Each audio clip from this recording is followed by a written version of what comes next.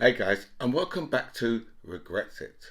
Brexit England, Northern Ireland, and Eastern Europe. And today we have a major dilemma in this country. We've got a catch 22 situation. We are in the ultimate bind. Which way will we go? Nobody can actually tell you which way we will actually go. We seem to be in one of the stickiest situations since Sticky the stick insect sat on a sticky bun. The situation has got very, very serious. We have a choice to make today. And it's a very difficult choice for all of us. It was going to be, it's the most unusual choice, but we have to decide who we believe out of the Archbishop of Canterbury, the Most Reverend Justin Welby, or the nation's most loved Prime Minister Boris de Pfeffel Alexander Johnson. I think that's the way it goes. I'm not sure, but I believe that's the way it goes. So we have to make a choice of which one of those two men we believe the most. Which one? We have to. We need to weigh up the odds and see what's what. Let me just think. Let's think. Let's take one thing from each of them. The worst thing we can possibly think of. The Most Reverend Justin Welby was. He was an ex-banker, actually. There's nothing wrong with ex-bankers, but that's what I can come up with now. Let's see. Boris Johnson. There could be a catalogue, but let's go with one of the bigger ones. This man left his wife when she had cancer for another woman.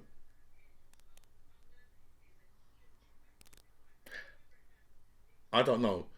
I'm going to go with the Archbishop on this one. And also, welcome back to By Any Means Necessary. Thank you so much for all your messages you sent me, and a special thanks to everybody who signed up to my channel. I feel so blessed with so much people that have signed up, so thank you so much for that. I'll go through all your messages, I'll answer as many as I can, but I will like all your messages for definite. Today is the Queen's 96th birthday, and the Queen was looking the Black Lives Matter supporting Queen, I should call her by her full title, was looking absolutely fantastic, with two horses, on one of the front pages. But it's a replica of a picture that she done when she was a lot younger. But you want to see these horses? These horses are absolutely stunning, beautiful beasts, absolutely beautiful. Right, but all the Queen would like, right, would be for her favourite grandson, great grandson. Harry is no, what's Harry? Harry is the Queen's grandson. All she would want is for her great grandson to be able to come over to be back with the bosom of the family. And before Harry left to go to America, he was, after the Queen, he was the second most favourite royal, and all he had to do to relinquish that title was marry a black woman. Just remind me again why I always say this country is full of racist scumbags. Just reminds me again. Vladimir Putin is testing new nuclear weapons because he's. I think it's in an attempt to frighten NATO off, because obviously he lost his really expensive battleship the other day, where it was sunk by the Ukrainians. And he to be honest, from what I'm seeing in that war, right, I now know why it is that these Caucasian countries just like to beat up on on black and brown countries and like Muslim countries and things like this, because when they have superior weapons, right, it's very easy for them to walk all over, like your Syria or your Afghanistan or your Libya. It's quite easy for them to walk all over those type of people, because their military is not going to have the same capabilities, so they can dispatch those militaries a lot quicker. But now you see the difference, right? Ukraine, right, have been given a lot more modern weapons weapons that they can really defend themselves with. Right? And when you've got people who are fighting with the heart of a lion, and they're fighting with weapons, with much more modern weapons, weapons that are just as modern as the other side has got, you see the difference. If they was to, if they was to, if someone like Iraq was armed with the same weapons as what Britain and America and the rest of the coalition had, right, they would have never taken themselves to Iraq. They would have never went there because they know that they would have got slaughtered.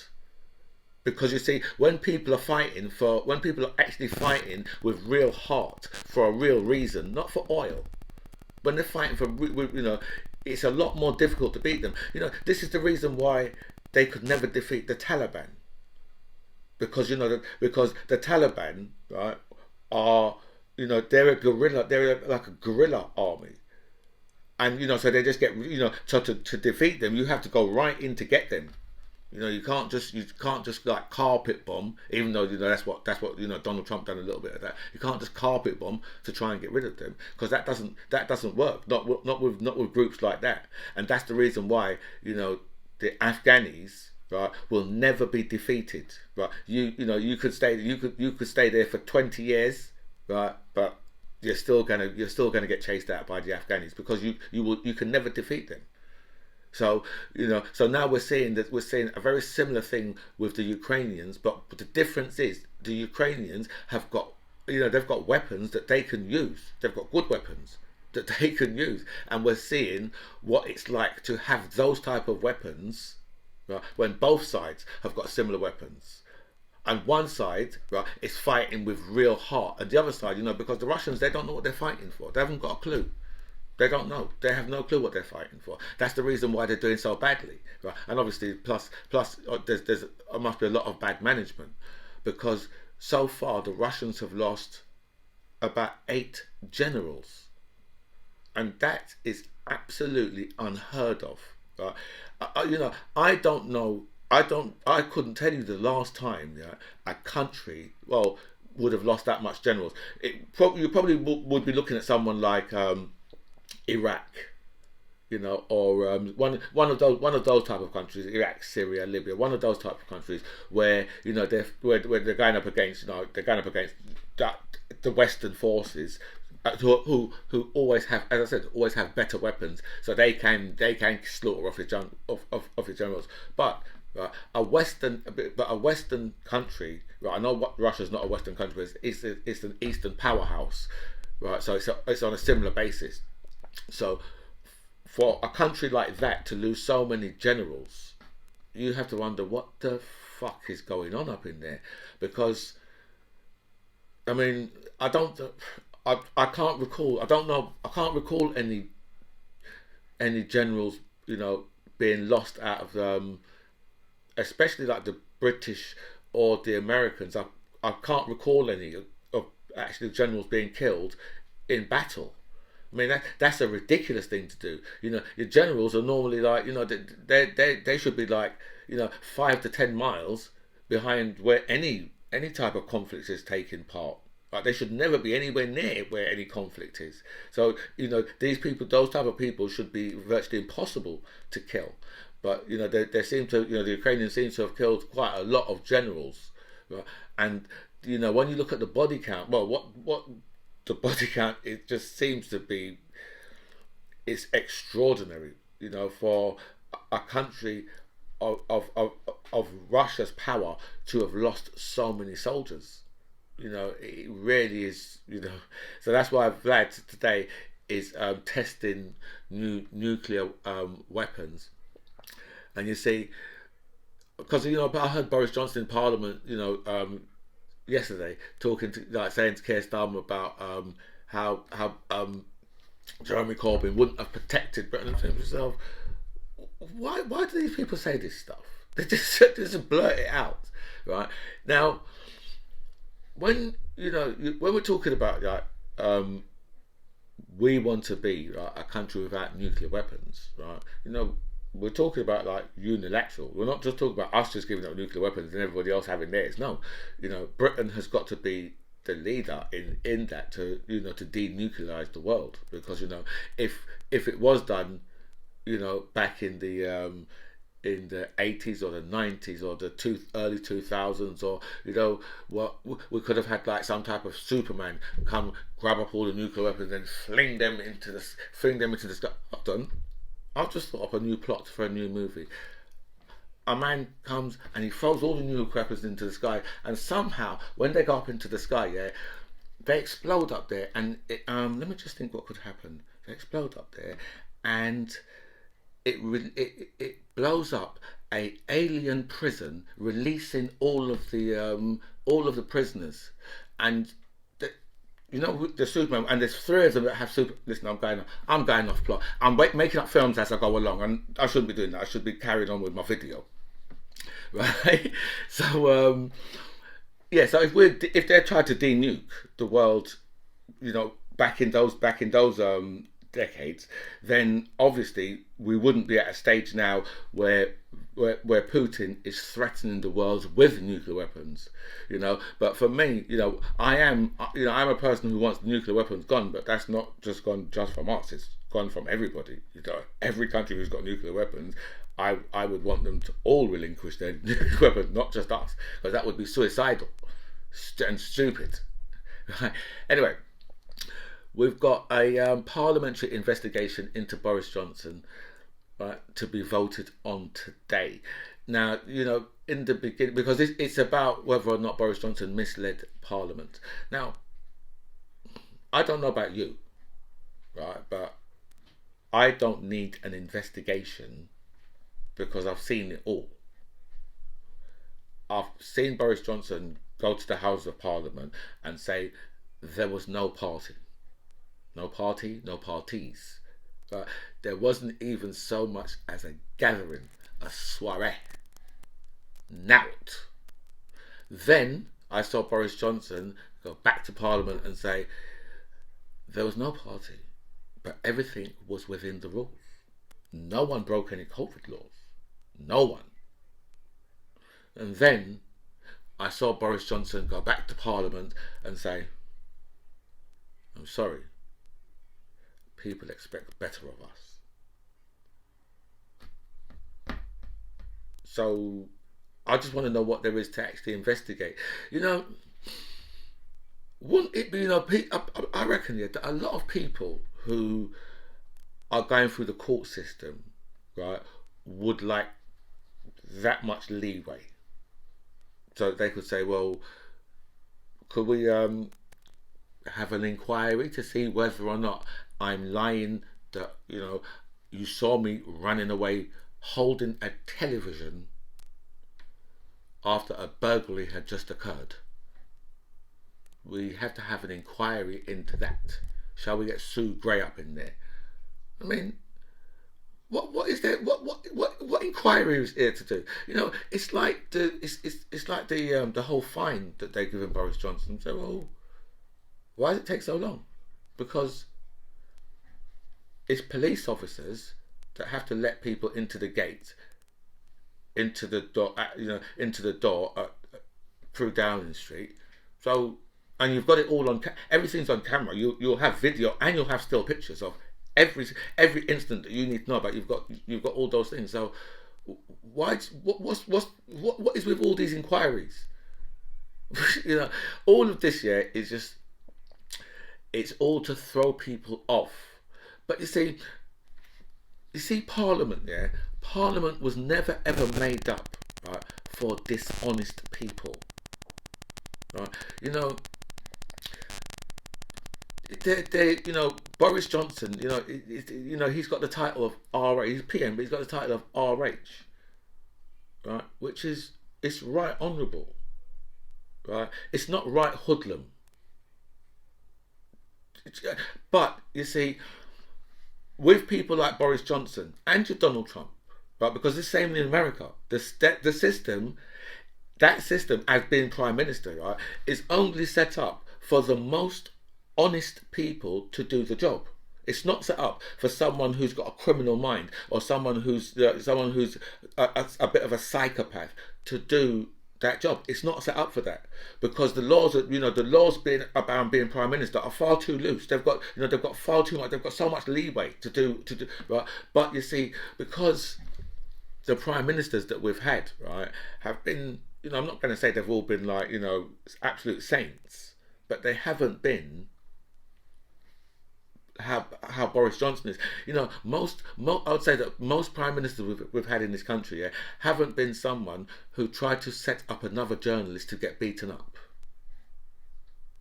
But most of them haven't done stuff like that. Most prime ministers, but people like Boris Johnson have. Right? So when you're putting people in charge, yeah, who are 100% morally bankrupt, then that's when you get him telling his MPs, well, you vote against having an inquiry into me. Even though they sat behind him thinking, this is shocking. Because what else can they be thinking? Because if Jeremy Corbyn was acting like Boris Johnson, I mean, what would the Tories be saying? You've got Tories, right, accusing teachers, right, of drinking in their staff room because, you know what, they're trying to protect Boris Johnson. Right? Tory MPs accusing nurses of drinking in their staff rooms because they're trying to protect Boris Johnson. That's where that's the low level that Boris Johnson's taken this country to. Right? And and we've still got people in this country, right, absolutely voting for this absolute clown show and enjoying his premiership. I mean, I'm enjoying his premiership because I knew how shockingly crap it was going to be. Right? And I personally think, yeah, that the people of England deserve every minute of Boris Johnson. Every second of him. I believe that you really deserve that. I'm running really behind already. There are a lot of children who are being settled into schools that have come from the Ukraine, and say, whoa. It's out there always complaining, right, about school places in this country. I say, we can't get our children into schools. Right? There's no school places. All the school places have been taken by bloody immigrants. All those frigging brown and black people have taken the bloody school places, and we want them out. All of a sudden, the Ukrainians come on, and the Ukrainians come over and start. There you go. Which is a fantastic thing, because it really shows this country up for what it really is, and that's a bunch of racist motherfucking sponging parasites, idiots. Because you're telling me, right, that you can find places, right, for kids from the Ukraine, the little white children can get places, but those brown children, they need to go to Rwanda. They can learn there. What a racist place, eh? Okay. They said, one of the Tories have said, Boris Johnson was wrong to use Brexit to justify a morally delinquent Rwanda plan. A senior Tory has said Boris Johnson is morally delinquent. Sorry, the plan's morally delinquent, but it's the same thing. Right? But he said he was wrong to use it in the terms of Brexit, because Boris Johnson said the other day, oh well, because we've left the EU, we can do the whole Rwanda thing. So, which is just, what gets me, right, is there's still just saying stuff. It's not even, I can't even put it down to lies. They're just saying stuff. That's all they do. They just say stuff and just like, wonder if anyone notice. Yeah, we all notice. Because, it doesn't matter whether it was in the EU or not, right? The same with the vaccine. Didn't matter whether it was in the EU or not, whether or not we could have been the first to pay out all the money for the vaccine. It wouldn't have mattered. Right? In fact, when we done that, we was still in the EU. But they told you, it's because we've got all that EU free. And it's just ridiculous. But, they can get away with it because, the people of this country are stupid, foolish, racist. So when Boris Johnson says, oh, well, we can do the whole Rwanda thing because we've left the EU, and people suck it up. It's nice. For them, they're just throwing red meat to the red wall. The red wall are the people who have let me down the most. I always thought you people was alright. And then I find out you're a bunch of racist tykes, idiots, fools. UK will reform Northern Ireland Protocol if Brexit will not, says Jacob Rees-Mogg. Once again, you see, what power do you think that Jacob Rees-Mogg has got over this? Jacob Rees-Mogg is playing. He's playing cards, but unfortunately, the other side is playing Monopoly. Jacob Rees-Mogg is just a joker, and he's just saying these things once again to throw red meat when he can't really. What's he going to do? Right?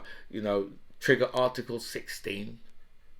They've been threatening that. They've been threatening that for how many years now? They've been threatening, we're going to trigger Article 16, because all that does, it basically just cuts Ireland off, from the actual EU itself. That's just cuts them basically completely off from the EU. I mean, what else is there? Jacob Rees-Mogg has no power when it comes to the EU. He can't go into the EU and tell them anything. Right. If they say that we're going to reform it, then they can reform it, right? And Britain can just sit there like a little lap puppy dog, right? And that is it, because they've got no seat. They've got no seat on the table, right? They removed themselves from their seat on the table, and now they want to act like they're still at that table. And Jacob Rees-Mogg saying that he will reform the Irish Protocol, right? It means absolutely nothing. All it means, is that he's throwing red meat again to the idiots who believed this fool in the first place. That is it. That's what he's doing again, right? And these fools believe it. It's just a load of absolute crap. And Nadine Dorries, it's always good to have a story about Nadine, claims that opponents are trying to get rid of Boris to rejoin the EU. Why is it that these people are always trying to blame us for what Boris Johnson does? It's our fault. Partygate is our fault. As far as these people are concerned, it's our fault, right? And we need to stop talking about it. But you see, the problem when you've got a Prime Minister who is as delinquent as Boris Johnson, his personal life will often intertwine with his premiership.